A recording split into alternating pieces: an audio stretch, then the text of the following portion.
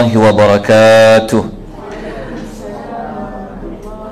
إن الحمد لله نحمده ونستعينه ونستغفره ونعوذ بالله من شرور أنفسنا ومن سيئات أعمالنا. من يهده الله فلا مضل له ومن يضلل فلا هادي له، وأشهد أن لا إله إلا الله وحده لا شريك له، وأشهد أن محمدا عبده ورسوله. اللهم صل وسلم على نبينا محمد وعلى آله وصحبه ومن تبعهم بإحسان إلى يوم الدين. أما بعد. Syukur kepada Allah Subhanahu wa taala atas rahmat Allah, hidayatut taufik, pertemuan kita untuk yang ke-8, siri yang ke-8 pada malam ni. Kita akan sambung lagi beberapa baki ayat yang terkandung dalam surah Yasin, yang mana kita masih lagi membincangkan tema berkenaan dengan kejap, tak nampak, banyak betul juga ada ni. Subhanallah, sekejap tuan-tuan ya.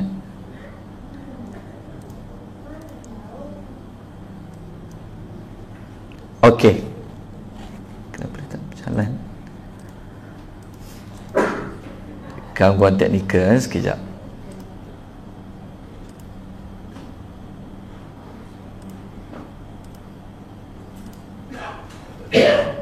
Okey.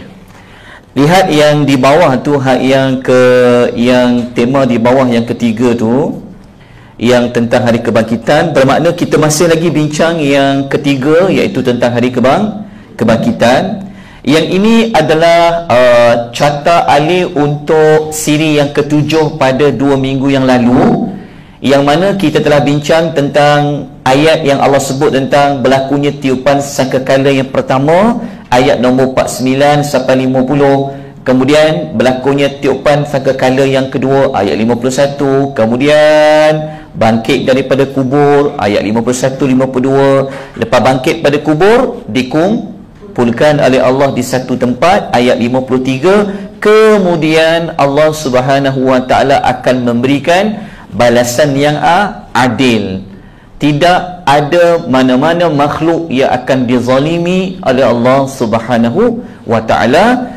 Daripada sambungan inilah kita akan masuk siri yang ke-8. Barulah kita masuk kepada ayat nombor 55. Bermulanya perbincangan ayat yang kita akan tafsirkan, yang kita akan lihat apakah pengajaran-pengajaran yang kita boleh ambil pada ayat nombor 55 ni.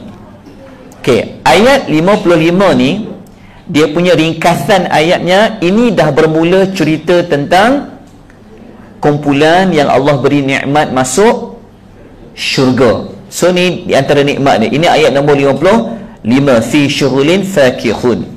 Okey, kita tengok dulu ayat 55. Kita baca dulu ayat Al-Quran ini. Semoga Allah memberikan satu huruf dengan ganjaran yang banyak kepada kita. Kita bacakan ayatnya dulu. A'udzubillahi minasyaitonir rajim.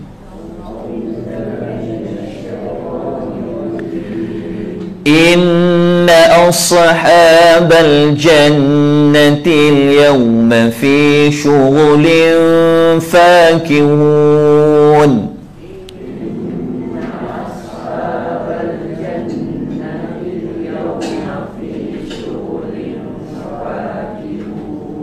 Masya Allah. Okey, ayat ni, apakah terjemahan ayat ini? Maksudnya Allah kata sesungguhnya inna as-sahaba, penghuni, penduduk jannah, syurga, inna ashabal jannatil yawma, pada hari itu, fi syughulin fakihun. Syughul ni maknanya sibuk, sangat sibuk di hari akhirat dengan menikmati fakihun. Okey, itu ayat nombor 55. Ni terjemahan ayat. Okey, syughul ni sibuk lah. Bahasa Inggerisnya apa? Sibuk, busy. So syughul ni sibuk. Orang tanya busy tak? Syughul. Syughul ni dia sibuk, leka.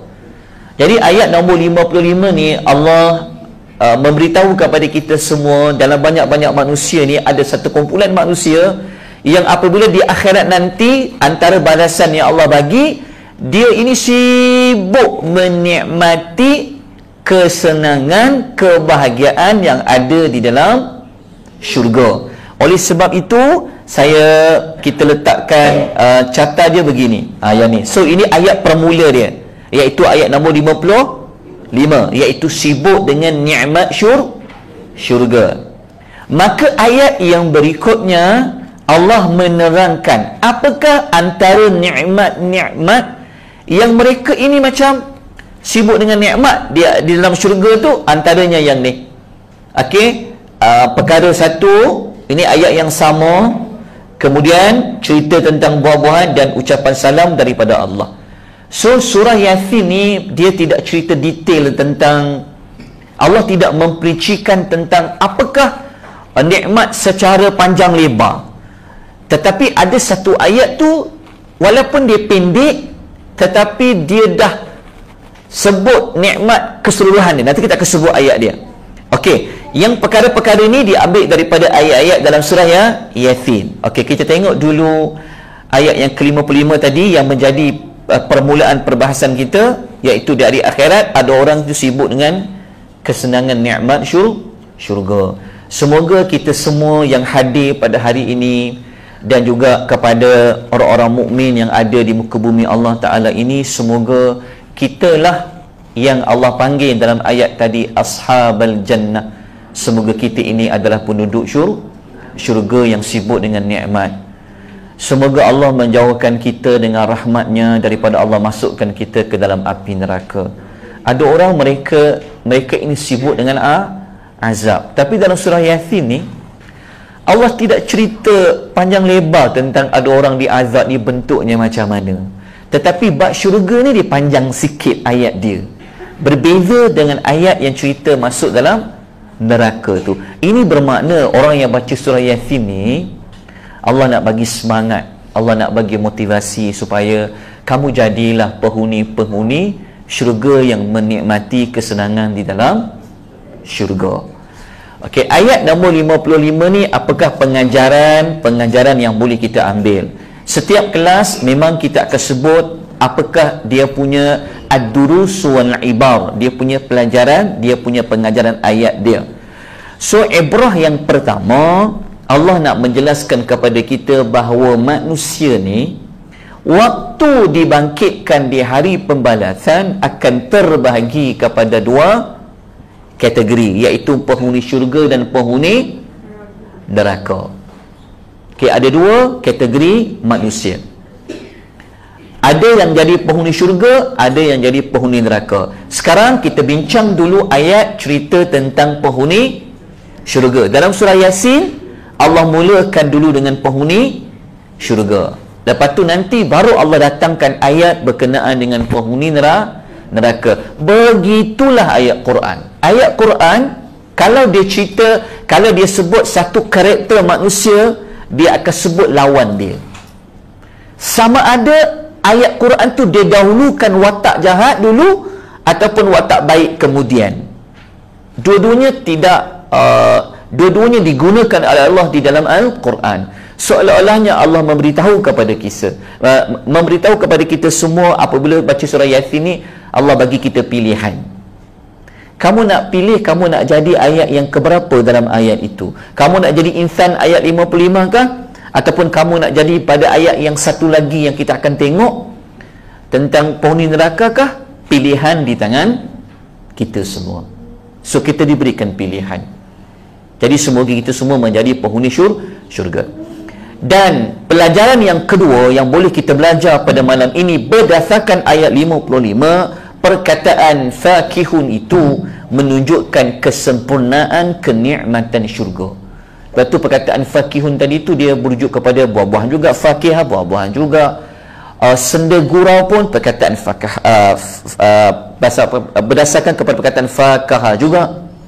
Jadi di situ boleh kita katakan maknanya sibuk dengan nikmat lah, sambil bergurau senda, sambil makan-makan buah-buahan dan sebagainya.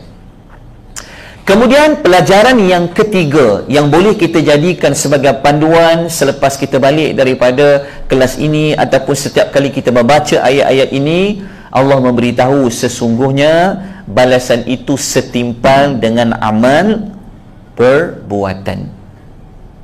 Kemudian yang keempat, ini menunjukkan tentang kesempurnaan keadilan Allah Subhanahu wa ta'ala. Okey, habis ayat nombor 55. Kemudian Allah melanjutkan lagi cerita benar yang Allah janji dalam surah Yasin ni. Mereka sibuk sangat dalam syurga dengan nikmat ni, sebenarnya apa yang mereka buat? Apa yang berlaku dalam syurga tu? Okey, ayat 55. Okey, yang saya birukan ni, yang ni ayat 55. Ni ayat nombor 56. Ibu-ibu faham tak ni kenapa tak kat sini? Maknanya yang belah sini memperincikan, memberi contoh apa yang perkara yang mereka jadi sibuk dalam syurga tadi tu. Kan ayat 55 Allah bagi tahu orang masuk syurga ni sibuk leka dengan nikmat. Apa yang sampai melekakan mereka? Mereka buat apa dalam syurga tu? Maka ayat nombor 56 Allah menyebutkan antara contohnya. Kita bacakan ayatnya terlebih dahulu.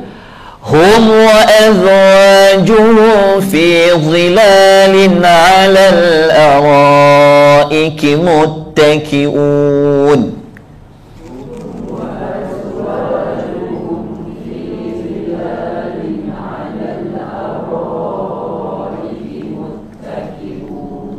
Okey, hum tu mereka. Mereka yang mana? Mereka yang sibuk tadi tu dengan fi syughulin fakihun. Okey. Kata Allah, mereka dengan pasangan-pasangan mereka. Okey. Kalau siapa belajar tema tentang syurga dalam Quran, dia belajar tema syurga, sebenarnya tidak ada orang yang akan hidup secara single di dalam syurga. Jadi jangan risaulah. Faham tak maksudnya? Kalau tak ada pasangan jangan risau. Nanti dekat dalam syurga akan diberikan pasangannya. Jadi dia leka dalam syurga dengan nikmat apa? Dia leka dengan pasangan-pasangan mereka. Leka berada di apa? Mereka berada fi zilal. Zilal ni bilangan banyak bagi perkataan zillu tu. Maknanya berada di bawah teduhan-teduhan. Maknanya dalam syurga ni dia tak panas, dia tidak ada cahaya matahari yang masuk ke dalamnya. Jadi tak perlu nak pasang aircon, tak perlu beli kipas. So, dia punya udara dia sangat sesuai. Antaranya berada di tempat yang teduh.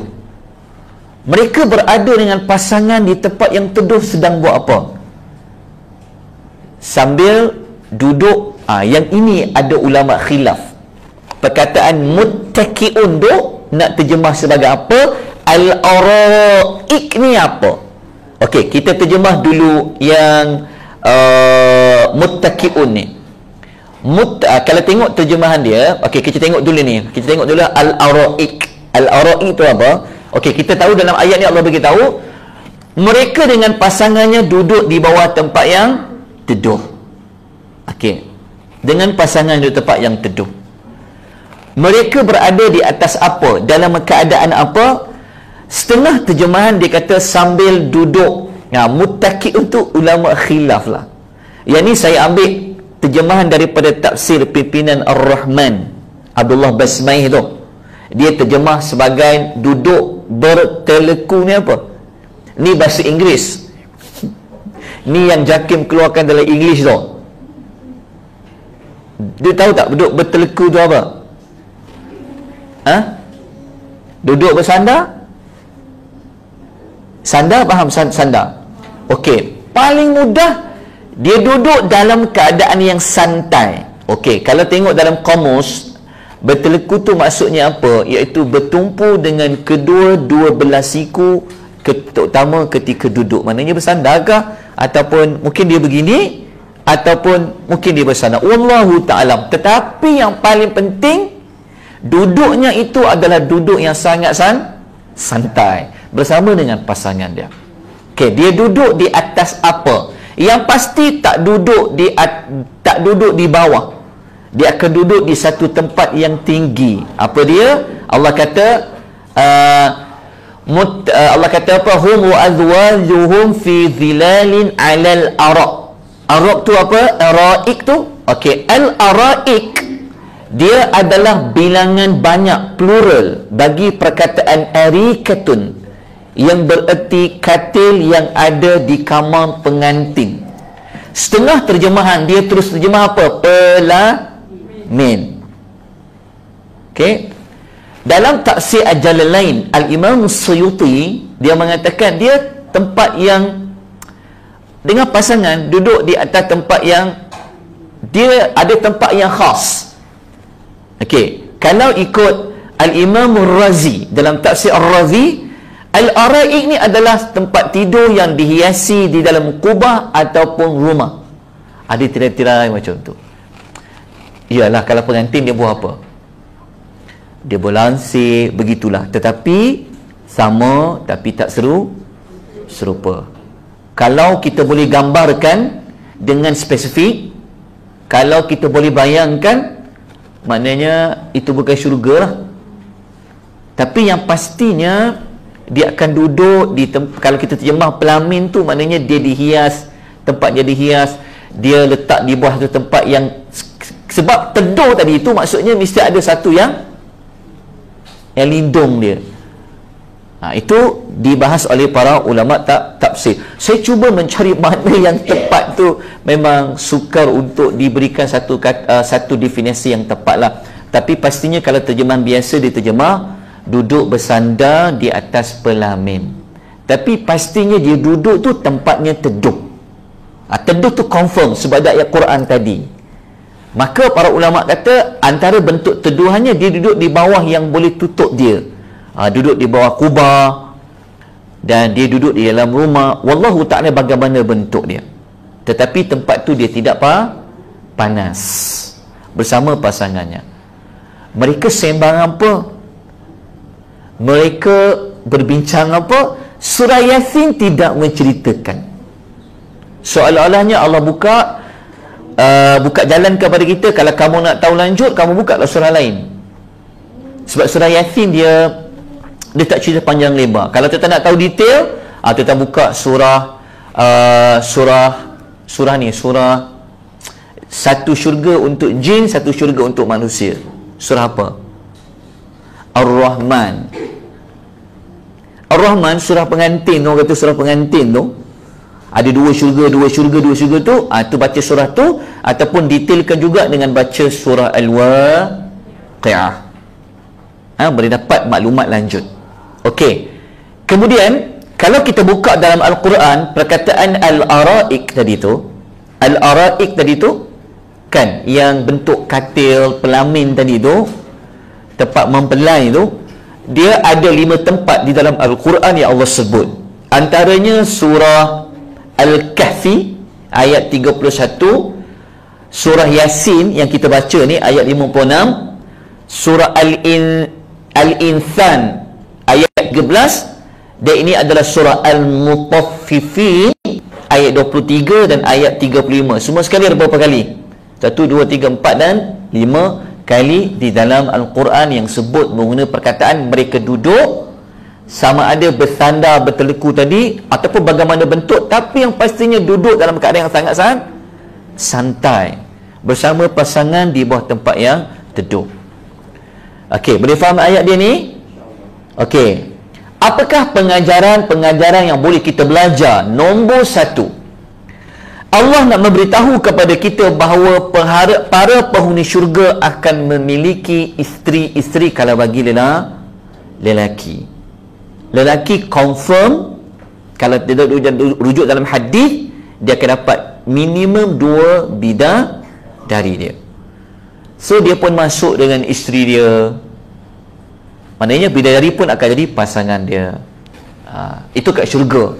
Cakap kat suami, boleh, saya boleh benarkan abang lebih pada seorang, tapi dalam syurga bang. Begitu kat dia. Confirm dia dapat, tapi pasangan. Begitu juga dengan perempuan. Saya tidak mahu lanjutkan bincang tentang kalau perempuan yang suami dia meninggal, dia apa, itu panjang perbahasan para ulama. Tetapi yang pasti Kalau suami dia meninggal mengikut asar yang tepat, suami dia meninggal, dia kahwin lain, kan? Suaminya meninggal, dia kahwin lain, maka dia akan bersama dengan suami yang terakhir sekali. Sebab tu ada sahabat-sahabat dia tak nak kahwin lain selepas suami dia mati, sebab dia nak bersama dengan pasangan suami dia itu cinta dunia dan akhirat. Yang itu. Okey, nanti kita belajar. Sebab surah Yasin ni Allah tak cerita panjang lebar tentang tu. Allah buka jalan saja kepada kita bahawa kamu yang baca surah Yasin ni, kamu teringin tak nak jadi macam orang yang duduk pada ayat 56 ni? Jawapannya iya. Okey, pengajaran yang kedua, sesungguhnya di dalam syurga tidak ada matahari. Jangan risau. Kita tak macam dunia ni, kita panas tak boleh, sejuk pun tak boleh. Ada orang panas, ada orang sejuk. Di dalam syurga ni tidak. Jangan risau. Okey? Pasti dia tidak ada matahari, cahaya matahari. Kemudian yang ketiga, kata para ulama, pengajaran ketiga, kesempurnaan kebahagiaan penghuni syurga tadi itu boleh digambarkan yang mana mereka berada dalam keadaan yang santai dan tenang sambil bersandar. Sekarang memang tak boleh nak bersandar sangat-sangat. Maksudnya sekarang bukan untuk kita bersantai-santai. Di dunia adalah waktu yang kita hanya baring sekejap saja di tengah malam. Tetapi lambungnya itu tidak lama berada di atas katil. Dia buat apa?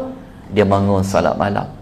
Dia sekadar dia baring, belakangnya dia bersandar sekadar nak rehat sekejap je, menunaikan hak tubuh badan saja. Tetapi waktunya dihabiskan dengan ibadat salat malam dia buat. Tetapi dalam syurga nanti, masa tu hang nak buat apa, hang buatlah, tak jadi masalah. Tapi pastinya di sini mereka bersama pasangannya di dalam syurga dalam keadaan santai dan tenang. Semoga kita menjadi orang yang Allah sebut pada ayat nombor 56. Okey, sambil duduk-duduk tu bersama pasangan tu, kan, mereka buat apa lagi? Antaranya mereka dapat menikmati buah-buahan dan selain daripada buah-buahan. Nak durian? Boleh. Nanti kita akan sebutkan ayat dia. Ibu-ibu nak makan apa? Nak buah apa? Dalam syurga sebut saja buah apa nak makan, semua boleh. Janji masuk syurga. Kalau belajar tentang tajuk buah saja dalam syurga, panjang tajuknya. Dia tidak ada musim dan sebagainya. Okey, ayatnya mana? Kita baca. Lahum fiha fakihah wa lahum ma yadda'un. Kenapa saya berhenti kat sini? Sebab ini nikmat lain, ni nikmat yang lain. Okey, nikmat yang pertama Allah kata apa? Mereka beroleh di dalam syurga itu pelbagai jenis buah-buahan. Allah tak sebut jenis buah apa, semua jenis buah. Dan walahum, dan mereka juga beroleh apa saja yang diingini. Masya Allah. Dekat dunia tak boleh. Dekat dunia ni, dunia bagi orang mukmin dia bukan syurga, dia adalah penjara. Kita orang mukmin, dunia bagi kita adalah penjara. Banyak benda tak boleh nak buat, tak bebas. Ada benda tak boleh buat, ada benda kena buat. Tapi apabila masuk syurga, kita akan dapat apa saja kita ingini. Okey, boleh faham tak ayat ni? Okey, boleh faham ya? Okey, saya sebutkan lagi ada dua ayat lain, bukan dalam surah Yasin. Ayat ni menjadi jawapan kalau orang tanya soalan, cucu tanya ke, anak tanya ke, anak murid tanya ke, ustazah dalam syurga ni ada nikmat apa? Jawapan dia boleh ambil ayat surah Yasin tadi tu, walahum fiha walahum ma yadda'un, ataupun boleh ambil ayat ini surah Fussilat Surah nombor 41, cari ayat nombor 31. Okey, ini nak menyokong kepada kata mereka beroleh apa dapat dalam syurga tu. Tengok ayat ni. Okey, 41, 31. Fussilat ayat 31. Allah kata apa? Allah mengatakan, walakum fiha ma tashtahi anfusukum walakum fiha ma tad'un. Sama tak yang bawah ni? Macam surah Yasin tadi tu. Walahum ma yad'un kan? Sama ma tadi ma yad'un, ni ma tad'un. Tapi ada atas ni sikit, satu pertambahan. Okey, Allah kata apa? Dan kamu akan dapat pada akhirat nanti apa yang diingini oleh nafsu kamu, dan kamu akan dapat pada hari itu apa yang kamu nak, yang kamu minta kepada Allah. Masya Allah. Okey, satu lagi ayat yang mempunyai makna yang sama. Kenapa hilang ni? Nak masuk syurga ni dia susah. Jadi ada kala banyak gangguannya. Sebab nanti kita akan belajar tentang syaitan selepas ini. Ya. Okey, tengok ni ayat ni. Okey, ayat tadi sebagai fusilat kan. Okey, satu lagi ayat, tolong tulis surah Az-Zukhruf 43 ayat 71. Surah Az-Zukhruf ayat nombor 71. Tadi ayat nombor berapa? 31. Ni 4371. Allah kata apa? Wa fiha ma tashtahihil anfus wa taladzul a'yun wa antum fiha khalidun. Allah kata apa? Dalam syurga itu disediakan segala yang diingini oleh nafsu kamu, hati kamu, dan yang pastinya sedap dipandang oleh mata. Ambil ayat-ayat ni, taip cantik-cantik, tampal kat bilik-bilik tu, setiap hari tengok ayat ni. Sekali tengok ayat ni. Faham tak maksud dia? Kita tengok ayat ni lama-lama dapat dia terpasak dalam jiwa, dalam pemikiran kita, dalam hati kita. Syurga. So lama-lama ayat ni kita boleh hafal. Okey. So, tapi ini ayat lain, bukan surah Yasin lah. Ini ayat sokongan dia. Okey, saya bagi contoh. Tambahan sikit maklumat ni supaya hari ni kita semakin dah bertambah, taklah sedih-sedih, senyum, ceria. Kenapa ceria hari ni? Aku tak sabarlah masuk syurga, seronoklah masuk syurga. Belajar masuk syurga. So, jangan sedih-sedih. Ahli syurga, dia akan dapat nikmat syurga. Okey, saya bagi satu contoh. Okey, ni satu contoh saja dalam hadis Nabi. Ada ketika Nabi sembang-sembang, tiba-tiba ada seorang lelaki tanya, ya Rasulullah, ada kuda tak dalam syurga? Nabi kata, ada. Jika kau masuk syurga, kau akan dinaikkan ke atas seekor kuda yang dibuat daripada permata merah. Dia akan bawa kau terbang ke mana saja mengelilingi syurga tu. Masya Allah. Okey, kuda tu. Lepas tu ada seorang lelaki pula tanya soalan, ya Rasulullah, dalam syurga tu ada unta tak? Maka kata perawi hadis ni, Nabi tidak memberi jawapan lanjut. Kalau tidak nanti semua tanya. Maka Nabi kata kepada dia, mudah je jawapan dia. Jika Allah masukkan kamu ke dalam syurga, kamu akan bakal memperoleh apa saja kenikmatan yang kamu ingini. Maknanya dia dapat tak unta tu? Dapat. Sekali kan orang tanya lah, ayam ada tak? Susah pula nak jawab. Jadi Nabi seorang yang bijak, seorang yang pandai, maka dia terus bagi kesimpulan. So siapa tanya soalan tentang binatang dalam syurga tu, Nabi bagi ayat-ayat hujung ni. Tolong hafal yang tu, tulis hadis ni, tampal kat bilik. Kalau tidur, letak kat atas dinding tu. Kan biasa kita kan, kat atas dinding tu kan, atas dinding pula, atas silin tu tulis. So setiap hari tidur, jika Allah masukkan kamu ke dalam syurga, kamu akan dapat saja kenikmatan kamu ingini. Terbayang syurga. Ni tidak mikir benda lain masa nak tidur. Tu yang termimpi-mimpi mengigau-ngigau tu. Baik mengigau syurga. Okey, saya bagi contoh lain, hadis riwayat Tirmizi. Contoh lain, ni cerita tentang syurga juga. Nabi kata, ada seorang lelaki dalam syurga ni, dia minta izin kat Tuhan. Dia nak apa? Dia nak menjadi seorang petani. Dia nak cucuk tanam. Lepas tu Allah tanya dekat dia, bukankah kau dapat nikmat lain, kenapa nak cucuk tanam? Dia kata, aku teringin sangat nak cucuk tanam. Dia kata, mungkin orang ni tak pernah bertanam kot. Okey. Lepas tu Allah beri dia biji benih, dia terus tabur biji benih dia. Dalam masa yang singkat, dia boleh tumbuh dan membesar bagaikan gunung. Allah kata, makanlah anak Adam sepuas-puasnya, kamu tidak akan kekenyangan dan sebagainya. Maksudnya cukup apa yang dia perlukan. Lepas tu ada orang Arab Badu yang duduk dekat Nabi cerita tu, dan hadis tu, waktu Nabi cerita tu, dia kata, ya Rasulullah, tentu orang tu orang Quraisy ataupun orang Ansar, sebab mereka ni pandai bercocok tanam. Lalu Nabi ketawa.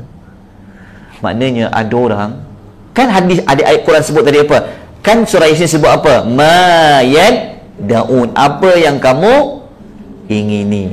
Masuk syurga, apa yang nak semua boleh. Biji benih ni, tuan-tuan nak, tak payah nak tunggu lama. Nak satu hari, nak berapa hari, dia akan tumbuh ikut apa yang kita inginkan. Itu jalan syurga. Nanti kita akan, masuk syurga nanti, kita apa yang kita ingini capai, insya-Allah. Okey, saya bagi contoh yang ketiga. Dalam hadis riwayat Tirmizi, ada orang mukmin ni, dia sebenarnya dia teringin anak. Apabila dia masuk syurga, dia nak saja anak, terus dia hamil. So anak dia tu dia nak anak dia keluar bila? Kalau kita kat dunia tak boleh. Kena berapa bulan? 9 bulan berjalan, sakit pinggang, mengidam makan ni, termuntah-muntah. Kesian kau orang perempuan. Allah kita tanya, sakit ke? Iyalah sakit. Itu memang sifat manusia. Manusia memang susah. Baca dalam surah Al-Balad ke Al-Fajr tu, manusia ni berada dalam keadaan kabat, susah. Tapi bila dia masuk syurga, Masya Allah, dia teringin saja terus dapat. Begitulah nikmat dalam syurga. Moga-moga 3 hadis yang kita baca pada malam ni, termasuk 2 ayat surah Fussilat dengan surah Az-Zuhruf tadi, memberikan kita lebih iman, lebih semangat untuk menjadi ahli syurga. Habis ayat nombor 56. Cuma ayat 57. So apa pengajaran ayat nombor 57 ini? Yang pertama yang boleh kita belajar, sesungguhnya para penghuni syurga, dia akan dapat buah-buahan yang akan membuat dia merasa senang. Buah dia makan tu memang senang buah dia. Tak payah nak kupit, tak payah nak luka tangan, makan tu tak beracun, tak perlu macam-macam. Syurga ni mudah. Kemudian pelajaran yang kedua, sesungguhnya para penghuni syurga, dia akan dapat segala sesuatu yang mereka angan-angankan, yang mereka inginkan. Bahkan mereka akan diberikan lebih daripada apa yang mereka inginkan. Betul tak? Contohnya ambil surat Sajadah tu lah. Kita kan, Nabi kata, nikmat yang kamu tak pernah terfikir, tak terlintas di mata, tak pernah tengok, dan tak pernah lintas di hati. Okey? Ada soalan? Kita terus pergi kepada ayat yang berikutnya, ayat nombor 58. Okey, kalau ikut gambar raja, duduk di sinilah. So kita dah selesai yang ini. Ini ayat 55, ini ayat nombor 55, ini ayat 56, ini ayat 57, dan ini ayat nombor 58. Maka Allah pun hadir masuk, Allah pun sampai ke dalam syurga. Maka Allah mengatakan, salamun qawlan min rabbir rahim. Baca.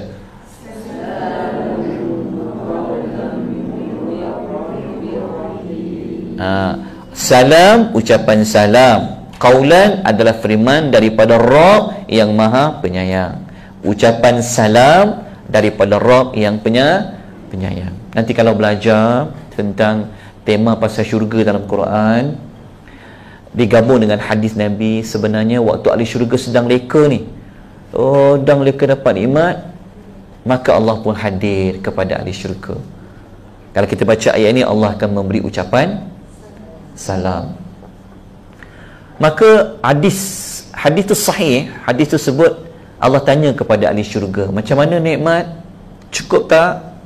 Bagaimana kamu rasa? Ahli syurga kata, ya Allah, tak tahu nak cakap macam mana, gambaran dia cukup tu kan. Allah kata, sebenarnya ada lagi nak diberi kepada kamu. Apa dia? Iaitu nikmat keredaannya.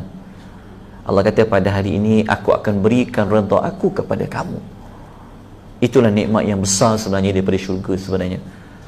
Waridwanum redha Allah tu lebih besar dia punya nikmat dia. Okey, di sini kita belajar pengajaran dia apa? 58. Mudah saja. Pengajaran nombor 1, Allah nak beritahu kepada kita bahawa Allah itu maha berkata-kata dan boleh berbicara. Kan? Ucapan salam tu kan? Kita kan belajar sifat 20 tu tentang Allah ni apa? Kalamun, boleh berkata kata. Antara ucapan Allah kepada ahli syurga adalah ucapan salamun. Yang kedua, ini juga menetapkan, kita juga dapat belajar pada malam ini, Allah itu mempunyai sifat rahmat. Dekat mana ambil sifat rahmat ni? Pada ayat yang Mir Rabbir Rahim. Rahim tadi tu, Rahim tu merujuk kepada sifat rahmat Allah. Yang ketiga, pelajaran yang ketiga, kedudukan penghuni syurga itu sebenarnya adalah kerana rahmat Allah. Ingat tu sampai bila-bila. Kita masuk syurga kerana rahmat Allah, bukan sebab amal soleh. Tapi jangan pula tak buat amal soleh. Maksud dia begini, kita buat amal soleh kerana nak tarik rahmat Allah turun. Daripada rahmat itulah masuk syurga.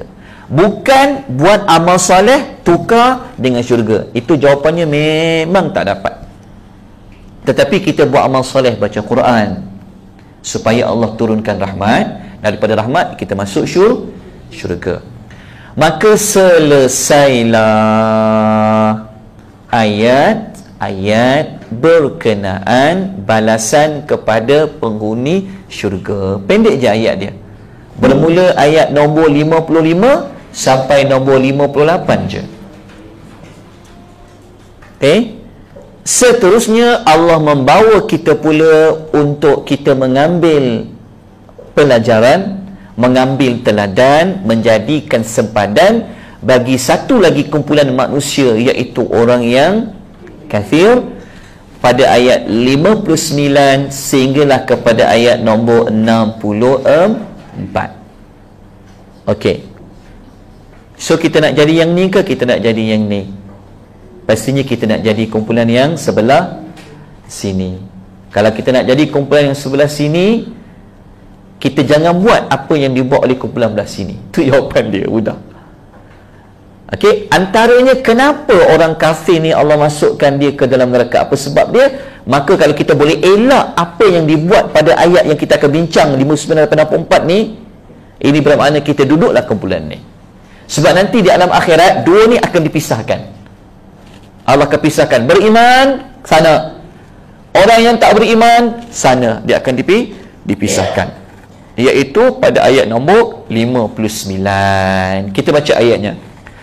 Wamtazul yawma ayyuhal mujrimun.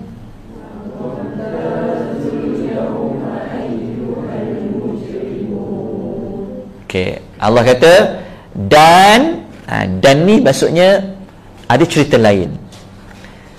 Wamtazul, imtazu, berpisahlah kamu, berpecahlah kamu, berpisahlah kamu. Siapa dia kamu ni? Kalian ni, iaitu orang yang kafir, yang tak beriman kepada Tuhan tu. Allah kata, pergi sana, pisahkan kamu.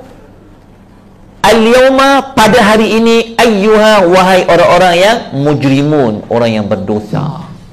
Dosa banyak pada Allah, kafir dia kepada Allah. Allah kata, orang yang dosanya banyak, yang kafir, ke sana. Yahudi ada grup dia, Nasrani ada grup dia, orang yang betul mukmin grup dia, orang munafik grup dia. Allah kata pisahkan. Hari yang dipisahkan. Okey.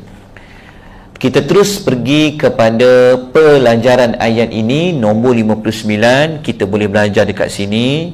Sesungguhnya orang-orang yang berdosa al-mujrimun tadi itu akan dihina oleh Allah pada hari kiamat dengan dipisahkan daripada orang-orang beriman. Itu di antara pelajaran yang kita boleh ambil lah di sini.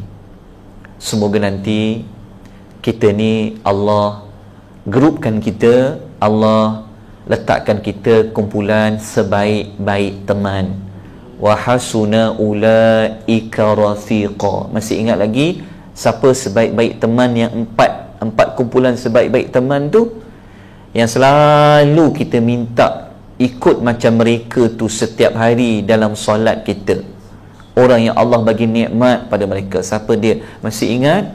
Mereka tu sebaik-baik teman kita. Kalau boleh, ya Allah, janganlah kau pisahkan kami pada ayat 59 ni. Pisahkan kami dengan orang kafir tak apa ya Tuhan, tapi kau janganlah pisahkan kami dengan sebaik-baik teman kami. Ingat siapa dia? Yang 4 kumpulan surah An-Nisa tu. Minan nabiyyin was-siddiqin wasyuhada was-salihin wa hasuna ulaika rafiqa. Allah kata mereka itulah sebaik-baik teman kamu di dalam syurga. Masya Allah. Kalau boleh kita biarlah bersama dengan kumpulan para nabi. Kalau boleh kita nak duduk dalam kumpulan as-sabiquna sabiqun. Tuan-tuan nak jadi ashabul yamin ke as-sabiquna sabiqun? Dalam bab ibadat, dalam bab nikmat akhirat, kena tamak, jangan ada qanaah. Faham tak? Tak apalah ustaz, ashabul yamin pun cukup. No, dalam bab ibadat mesti minta yang terbaik. Tu Nabi kata kalau kamu doa minta syurga firdaus. Jangan cakap pula aku tak layak masuk syurgamu, aku pula tak nak masuk nerakamu. Pertemu nak gimana? Kan? Betul tak? Sedangkan Nabi kata kalau kau minta kepada Allah syurga, kau minta firdaus. Jadi kita minta semoga kita menjadi kumpulan as-sabiquna sabiqun. Janganlah Allah pisahkan kita dengan para nabi, dengan para siddiqin, syuhada dan salihin. Okey, ayat yang berikutnya, ayat 60. Ibu-ibu nak tahu tak, ataupun kita semua nak tahu tak, kenapakah Allah memisahkan mereka daripada orang yang beriman? Jawapannya ada pada ayat yang berikutnya, iaitu ayat nombor 60. Okey, so saya letakkan tajuk dia, penyebab mereka dipisahkan dari orang-orang mukmin. Jawapannya apa di bawah tu? Kerana mereka mengikuti syaitan semasa hidup dekat dunia. Okey, syaitan ni, ibu-ibu semua ada musuh tak? Kalau siapa kata saya tak ada musuh ustaz, sebenarnya dia telah langgar ayat Quran.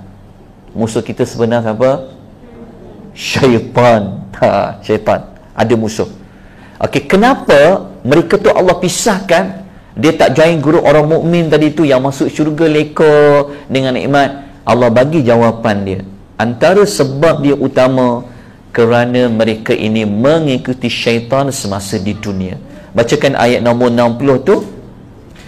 Alam a'had ilaikum ya bani Adam.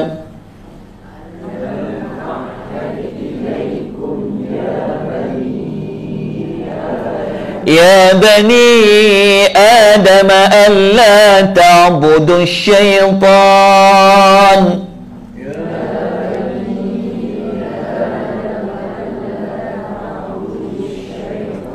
Innahu lakum aduwwun mubin.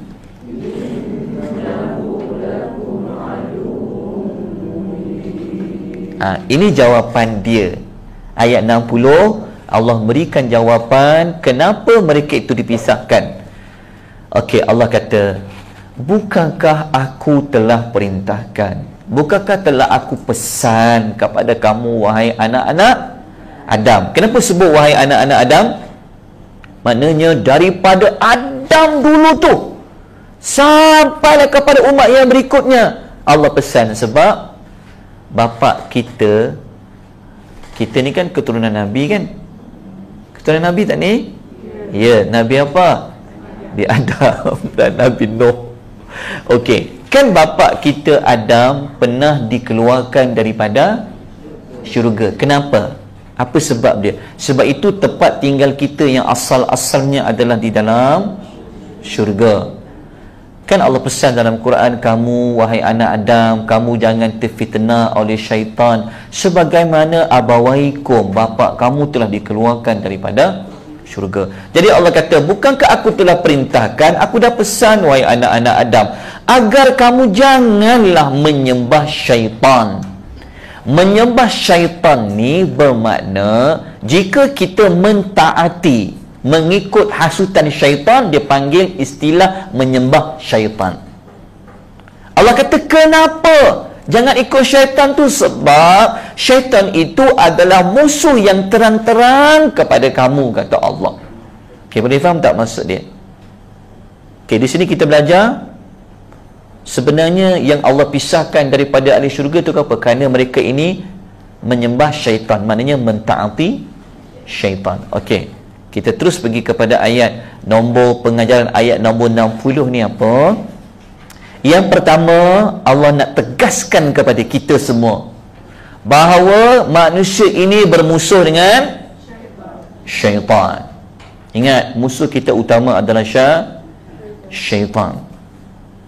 Yang kedua, pelajaran yang kedua bagi ayat nombor 60, sesiapa yang mentaati syaitan, ikut hasutan syaitan, ikut suruhan syaitan, maka sebenarnya perbuatan mengikut syaitan itu adalah digambarkan seperti menyembah syaitan. Okey, faham tak maksud dia? So macam mana kita nak jauhkan kita daripada syaitan? Syaitan ni dia di bawah kumpulan jin. Jin dalamnya ada iblis, dalamnya ada syaitan. Syaitan lebih umum daripada iblis lah. Okey, syaitan. Okey ya, boleh faham tak? So macam mana kita nak jauhkan diri daripada syaitan? Ibu-ibu, tuan-tuan dan puan-puan, dalam surah Yasin Allah bagi satu fakta. Satu fakta yang benar daripada Allah, sadaqallahul azim. Allah bagi tahu bahawa syaitan ini telah berjaya menyesatkan ramai anak Adam. Sikit saja yang terselamat daripada menyembah syaitan. Saya akan bawakan surah Yasin ayat yang kita akan baca lepas ni, tambah lagi dengan 3 ayat lain dalam surah yang lain, supaya kita nampak terang-terang bahawa memang syaitan lah. Faham tak maksudnya? Syaitan betul lah. Dia memang syaitan. Okey, syaitan dengar ni, dia perhatikan ni, sebab dia adalah musuh kita yang nyata.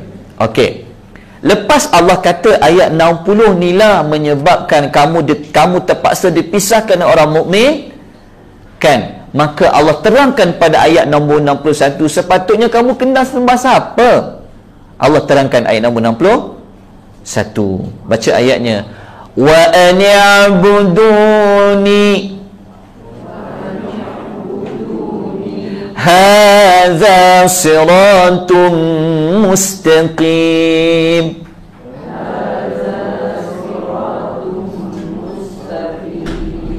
Allah kata, kan Allah kata tadi kan aku dah pesan wahai anak-anak Adam, janganlah kamu pergi sembah syaitan, mentaati syaitan.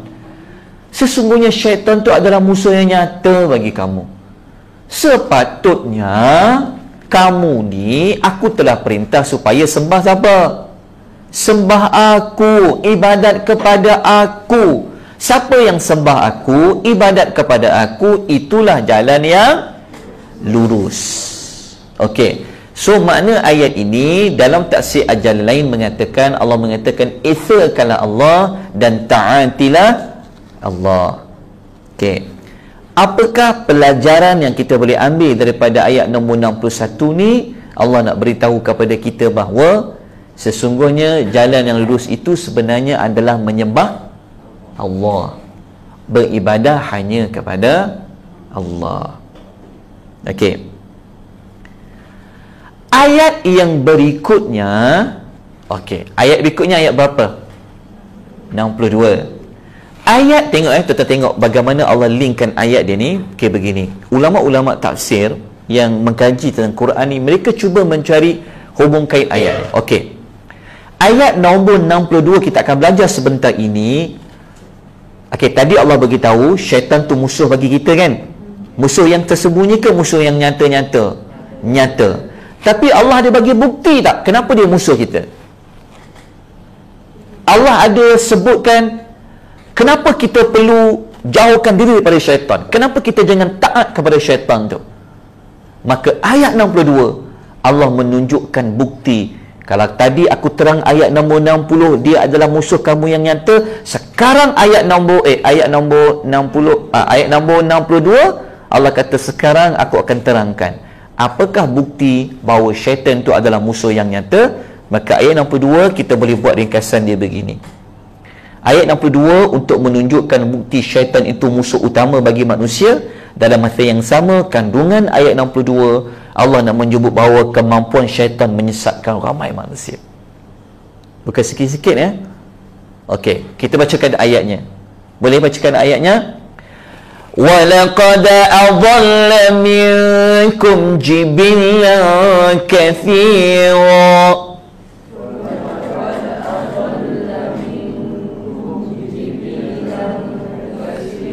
أَفَلَمْ تَكُونُوا تَعْقِلُونَ.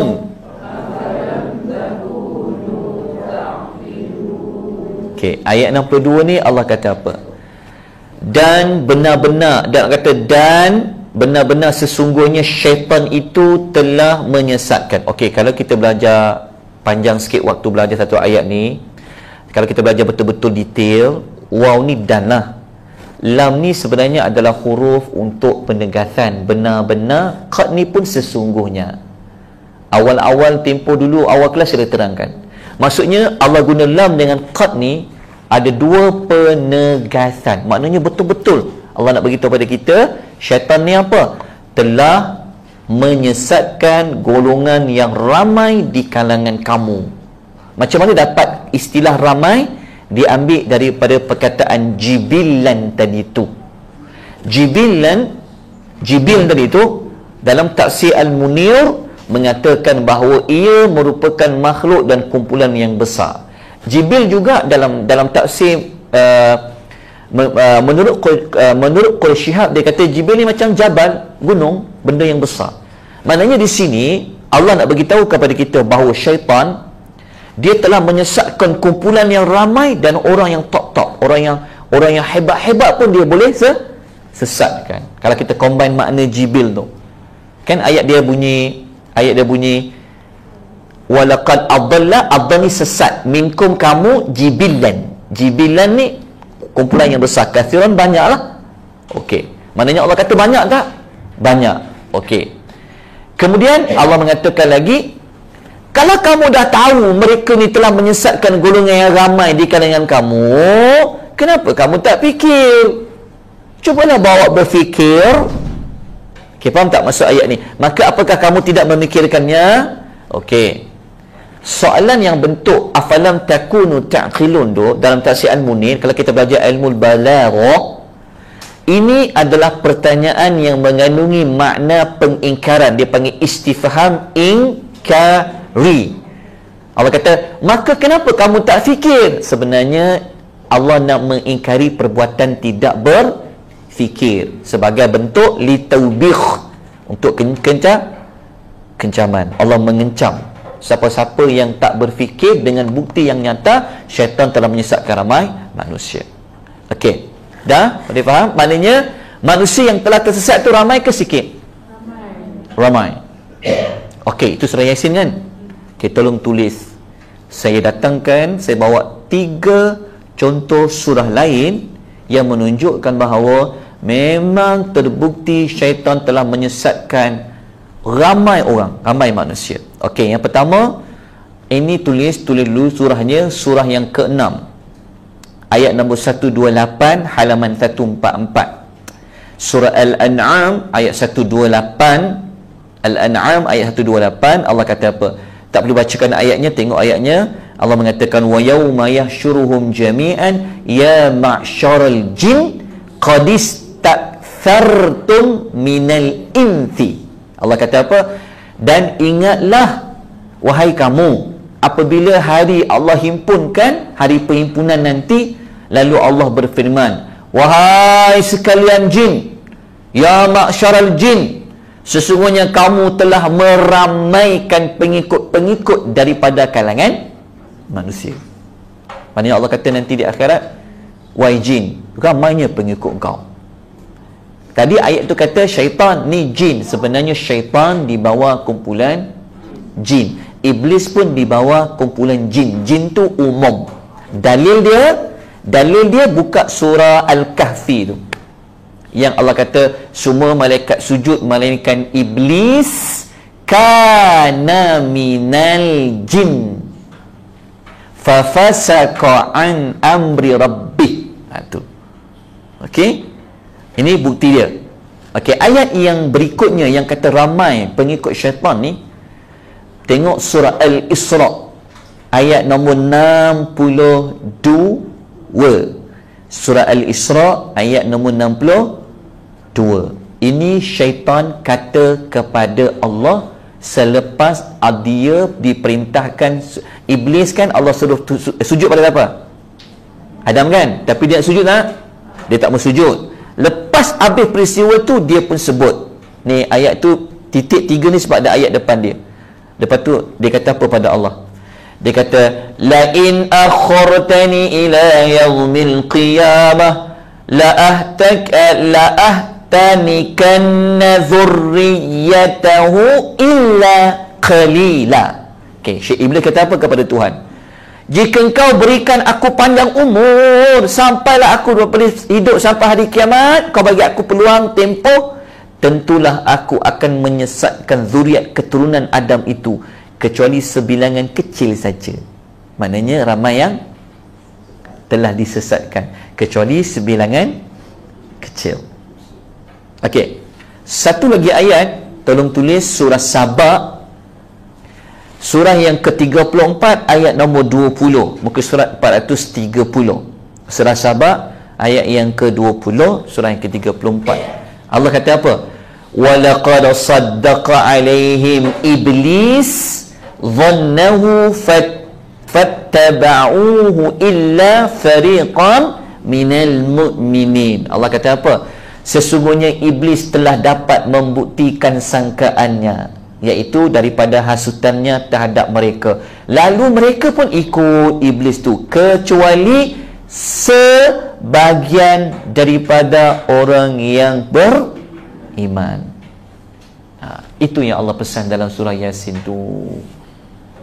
Maknanya sepatutnya apabila baca surah Yasin, kita jumpa ayat tadi, sepatutnya kita cari jalan macam mana nak jauh daripada syaitan. Sebab syaitan telah sebut fakta di dalam Quran, dia telah menyesatkan ramai manusia. Menyesatkan ni maknanya dia hasut manusia, dia was-waskan manusia. Termasuklah contoh yang paling dekat dengan keluarga kita siapa? Adam, bapa dan ibu kita. Masya Allah. Hati. Jadi cara dia, tindakan dia selepas tadabbur buat apa? Macam mana nak jauhkan daripada syaitan, daripada iblis? Jawapannya, ingatlah Allah banyak-banyak. Sebab kita ni ada satu qarin yang sifatnya adalah menyorok. Al-Khannas tu, Al-Khannas tu yang dalam surah An-Nas tu, ibu, min syarril waswasil khannas tu. Khannas tu kalau dibaca tafsiran ayat penghujung, Ibnu Katsir kata itulah qarin dia. Dia ni bersembunyi. Jin tu dia bersembunyi. Sembunyi ni maknanya dia akan muncul, dia akan was-was kalau kita lupa Tuhan. Tapi kalau kita ingat Allah, dia tak boleh nak mewaswaskan kita seperti mana kita ingat Allah. Itu dipanggil dia bersembunyi, syaitan. Tapi sekali dia waswas, habis. Waswas alladhi yuwaswisu fi sudurin nas. Dia akan mewaswaskan di dada. Sebenarnya di dada kita ni ada apa? Di sini iman, di sini ikhlas, dekat sini taqwa, kat sini kebahagiaan. Dia rosak yang kat dada ni, habis waswas. Jadi salah satu tindakannya adalah selalulah minta kepada Allah perlindungan daripada syaitan. Antaranya boleh amal 2 surah Al-Mu'awwidhatani, 2 surah pemberi perlindungan, namanya Al-Falaq dan surah An-Nas. Baca banyak-banyak tu kepada Allah, minta Allah lindung daripada syaitan. Baik, kesimpulannya ataupun pengajaran ayat nombor 62 tentang syaitan telah menyesatkan ramai manusia tadi itu, pelajaran nombor 1 kita belajar di sini, sesungguhnya syaitan itu telah menyesatkan ramai orang. Yang kedua, sesungguhnya siapa yang mengikuti syaitan dalam kesesatan, dia itu orang yang tidak ada otak. Kan Allah kata afalam takunu taqilun. Pasal apa hang tak fikir, kata Allah. Maknanya kalau kita ikut syaitan, bermakna kita ni orang yang tidak berakal, tidak memikirkan. Sedangkan Tuhan kata tu dalam Quran tu.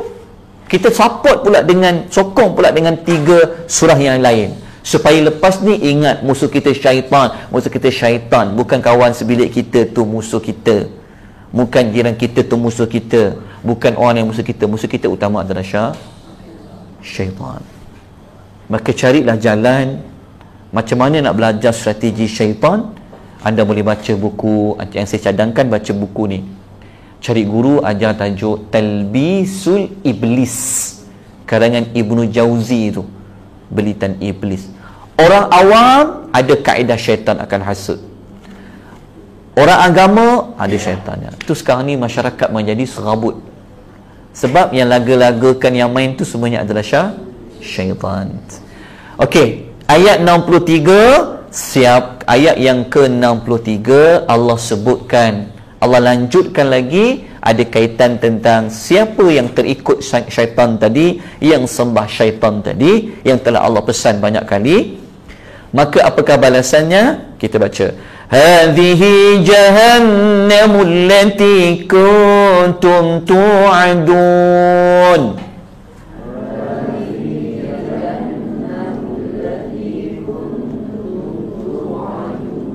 Okey, selepas mereka melihat neraka, Allah kata, inilah neraka Jahannam.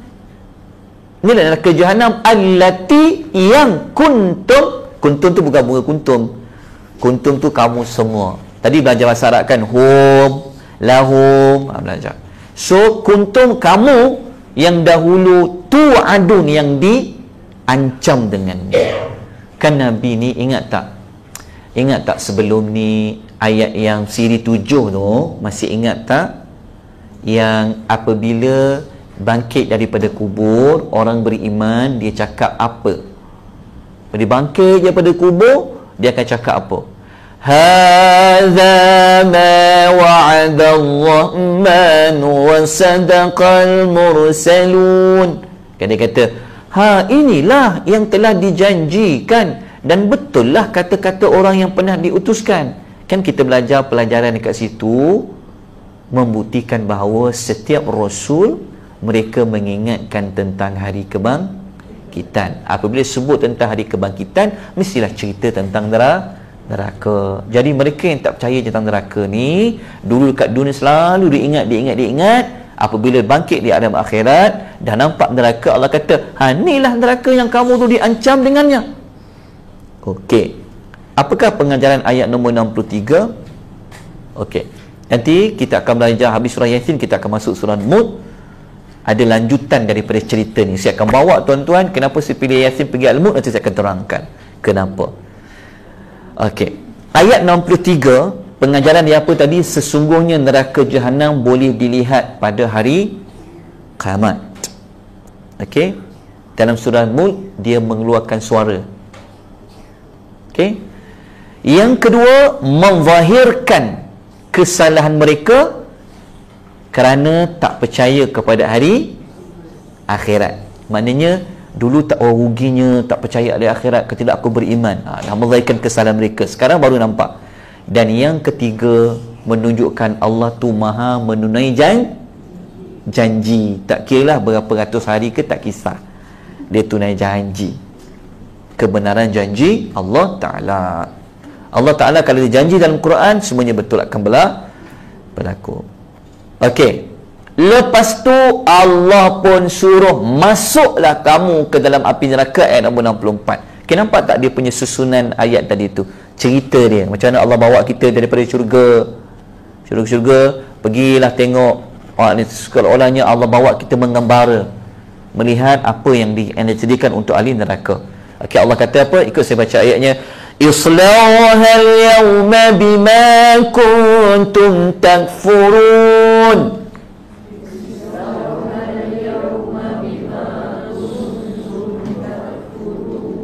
Ni kalau ikut baca intonasi dengan cerita ayat ni, dia kena macam ayat kata apa? Masuklah kau ke dalam dia pada hari ni. Dalam apa? Neraka yang diancam tadi itu, sebab perbuatan kufur yang kamu lakukan. So bacanya kenalah intonasi tu. Islauhal yawma bima kuntum takfurun. Jadi ayat dia macam tak kisahlah, makna dia betul, tak salah pun.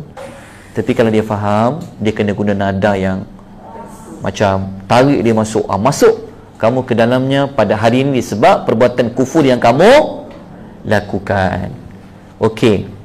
64, apakah pelajaran yang kita boleh ambil di sini? Nombor 1, orang yang mendustakan Allah akan diperintah secara kasar dan hina supaya memasuki syurga. Dekat sini Allah tak cerita macam mana mereka masuk syurga, masuk neraka tu. Allah cuma kata mereka dipaksa masuk. Itu yang belajar Al-Mulk tu, mereka mendengar suara-suara. Kalau belajar surah Al-Insan, surah lain, mereka masuk sebenarnya diikat. Dia ada satu silau, dia diikat dengan rantai, ada beberapa hasta diikat. Mereka tak mau masuk sebab ahli neraka ni, dia punya gigi gerahamnya besar sebesar gunung Uhud. Gigi geraham dia punya kulit dia sejauh beberapa hari, tebal kulit dia, tebal. So kulit dia sangat tebal. Dia punya badan besar dia, antara dua jarak badan dia beberapa hari perjalanan. Dia punya kedua bahu kiri dan kanan dia. Tapi ada malaikat yang kerjanya menarik. Mereka akan dihalau seperti mana kita halau binatang masuk tu. Sebab sebenarnya di padang mahsyar, kalau baca surah Al-Mulk, kita combinekan maklumat tu, sebenarnya di padang mahsyar neraka ni sudah mengeluarkan suara. Syurga keluarkan wanginya, neraka keluarkan suara dia. Jadi apabila Allah kata, kau tengok tu syurga tu, kau tengok neraka tu, yang ni lah yang kau dulu Rasul-Rasul selalu ingatkan kau kan, ayat tadi tu. Lepas tu Allah kata, islauhal yawma bima kuntum takfurun. Okey, yang kedua, menjelaskan konsep sebab akibat lah. Sebab dia masuk neraka itu sebab apa? Disebabkan. Betul? Disebabkan perbuatan. Maknanya menjelaskan konsep sebab lah. Sebab apa masuk neraka? Sebab dia kufur. Okey. Yang ketiga, menunjukkan kesempurnaan keadilan Allah dalam menghukumi hamba-hambanya. Okey, dah selesai. Tapi bab neraka ni Allah tak cerita jenis azab dia. Berbeza dengan syurga tadi tu. Penutup dia ayat last sekali, ayat 65, apabila mereka dah masuk dalam neraka, ataupun mereka kata aku tak layak masuk neraka, sebab apa aku patut masuk neraka, maka ayat nombor 65 menjadi bukti mereka ada saksi. Kita baca ayatnya. Al-yawma nakhtimu ala afwaihim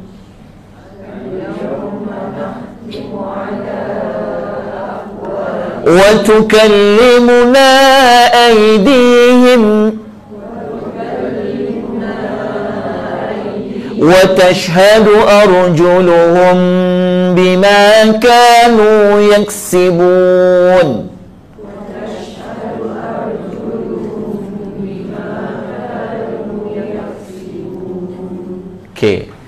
Kalau mereka dah masuk neraka kan, mereka dah masuk neraka tadi kan, sebab kufur. Kalau mereka rasa Tuhan ni tak adil lah, maka Allah berikan satu kaedah macam mana menunjukkan keadilannya dengan datangkan saksi. Pada hari ini kami kuncikan mulut mereka, tapi tangan mereka akan beritahu kepada kami, dan kaki mereka pula jadi saksi tentang apa yang telah mereka buat waktu di dunia. So di sini tangan berkata, kaki jadi saksi. So macam mana ni? Nak tak kaki jangan jadi saksi? Jangan bawa dia pergi mana-mana. Simpan kaki tu. Tangan berkata apa yang dibuat ketika dunia. Masya Allah. Hari ini dah berapa kalimah huruf yang telah dimetheskan? Hari ini berapa patah perkataan yang telah diupdate dalam muka buku? Hari ini berapa patah perkataan yang telah kita tweet, kita tagging, kita sekarang ni mulut tak cakap melalui apa? Semua orang handphone, contoh. Kan? Betul tak? So nanti di alam akhirat dialah yang akan berkata. Allah kunci mulut. Sebab apa Allah kunci mulut? Sebab kata Al-Imam Al-Biqai, ditutup mulut mereka kerana di akhirat masih ada orang yang terbawa-bawa kebiasaan waktu dekat dunia suka berbohong, berbeza dengan anggota badan yang lain. Okey, tafsir Al-Nusbah. Okey, kenapa Allah sebut tangan berkata, kaki menjadi saksi? Kenapa sebut tangan? Sebab tangan ni dia mewakili semua anggota tubuh badan lah, tangan. Okey. So pengajaran ayat ni apa? Okey, pengajaran ayat ni adalah satu lagi ayat. Kenapa saya tertinggal satu ayat lagi? Tak apa, macam ni. Selain daripada tangan dan anggota badan, ibu-ibu, kita semua ada satu lagi yang jadi bukti pada kita apa? Iaitu kulit kita.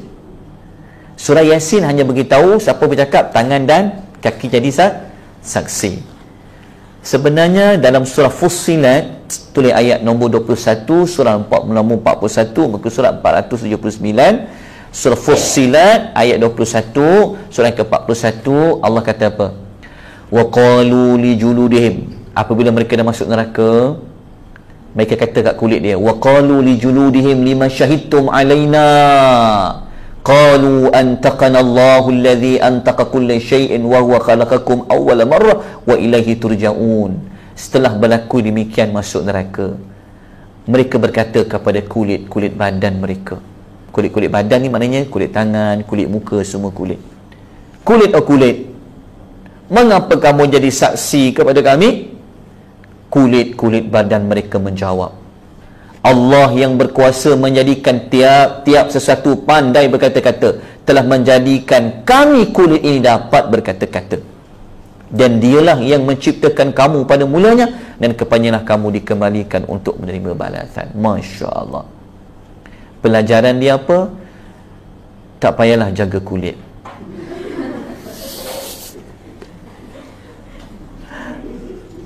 Telajak putih pula nanti. Jagalah kulit tu, tak apa. Untuk kesenangan pasangan, tak apa. Bedak macam tak nampak muka malam-malam. Okey. Orang perempuan ni banyak menghabiskan duit menjaga rupa parasnya, terutama kulit tangan dia. Lotion tak habis-habis, tak apa. Tak apa. Boleh, dunia benarkan. Tapi di akhirat, kulit inilah yang akan berkata kepada Allah Azza wa Jalla. Boleh tak nak bagi kulit berkata? Sila tanggalkan kulit anda. Okey, pelajaran ayat 65 apa? Manusia tidak akan mampu menutupi kesalahan pada hari kiamat meskipun hanya sedikit, sebab tangan akan berkata, kaki jadi saksi. Kalau tak nak bagi tangan berkata, tanggalkan tangan itu sewaktu kita pergi ke Bangi. Tanggal. Kalau duduk Ampang, tanggalkan, kaki tanggal. Sudah. Tapi kulit ada Ustaz? Ya, kulit ada. Pelajaran dekat sini, kita takkan dapat menutup separang kesalahan pada hari kiamat, meskipun hanya sedikit, ataupun meskipun SPRM tak jumpa. Faham tak maksud dia? Selalu duk baca Yasin orang Malaysia ni, dia tak jumpa ke ayat Al-Yawmanah. Rasanya dia tak sampai lagi tu ayat tu kot. Dia baru nak sampai je, tak jadi. Nak buat sampai je, ada orang telefon. Kot, sangka baiklah. Dan di sini menjelaskan kekuasaan Allah sebab apa? Tangan boleh berkata, kaki boleh jadi saksi. Okey, ada satu lagi saksi yang terakhir, tapi tak ada dalam ni lah. Sebab dah 49 minit 18 saat dah. Satu lagi, apa saksi yang selalu ikut kita pergi mana-mana? Apa dia? Ni surah Zalzalah tu. Yauma idzin tuhaddisu akhbaraha. Pada hari itu bumi menceritakan khabar-khabarnya. Ayat nombor 4 tu. Bumi ni. Bumi, tanah kita pijak ni dia akan cerita nanti. Sahabat Nabi tanya kat sahabat semua, kamu tahu tak apa bumi akan cerita pada Tuhan? Sahabat kata Allah dan Rasul saja tahu. Nabi kata, bumi akan berkata, ya Tuhan, si fulan ini pada tarikh sekian-sekian dia buat apa? Ya Allah, si fulanah ini pada sekian dia buat apa? Masya Allah. Dia ada ayat tu memberi pengharapan, tetapi dia juga menakutkan. Maknanya pergilah mana-mana, buatlah baik, bumi akan jadi saksi. Jangan risau. Faham tak maksudnya? Walaupun orang tak nampak, bumi tak akan jadi saksi. Jangan risau. Faham tak maksud dia? Walaupun orang tak tahu, bumi akan jadi saksi. Tapi masa yang sama menakutkan kita sebab sudah. Dia dua. Sama ada membina harapan dan dalam masa sama menakutkan kita. Masya Allah. Itulah pengajaran yang kita boleh ambil daripada surah Yasin. Okey, ada apa soalan? Sebenarnya pasal neraka tu 7 ayat dia. Allah tak cerita azab dia panjang lebar. Tapi syurga pun hanya beberapa perkara saja. So, kuliah akan datang, kita akan buat kesimpulan. Saya akan buat kesimpulan dia untuk siri nombor 9. Nota ni saya akan beri pada kuliah akan datang. Saya akan print untuk datang je. Nanti saya akan print untuk, sebelum ni saya dah bagi nota siri 1 sampai 7 kan. Ni siri 8 nanti saya akan beri. Dan saya akan upload dalam Tadabbur Center. Okey, so kita akan habiskan ni 3 tema utama pada surah Yasin. So kita akan buat kesimpulan ketiga-tiga ni pada kuliah akan datang. Okey, boleh? Ada soalan?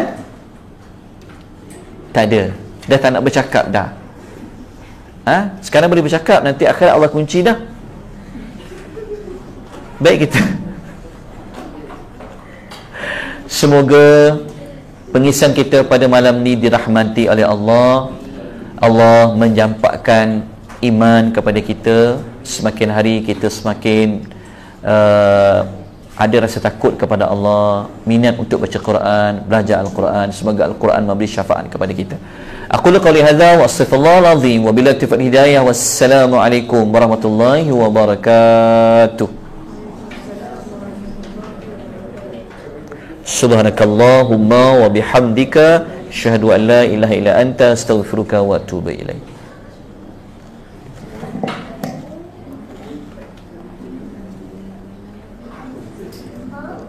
Kenapa ayat tu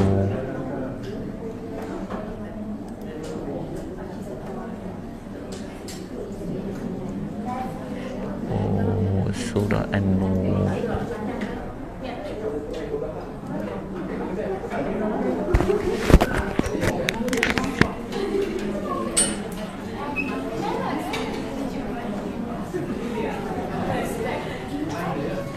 Iya. Apa?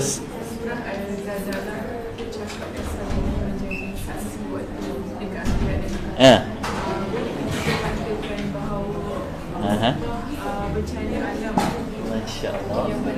Okay. Apa?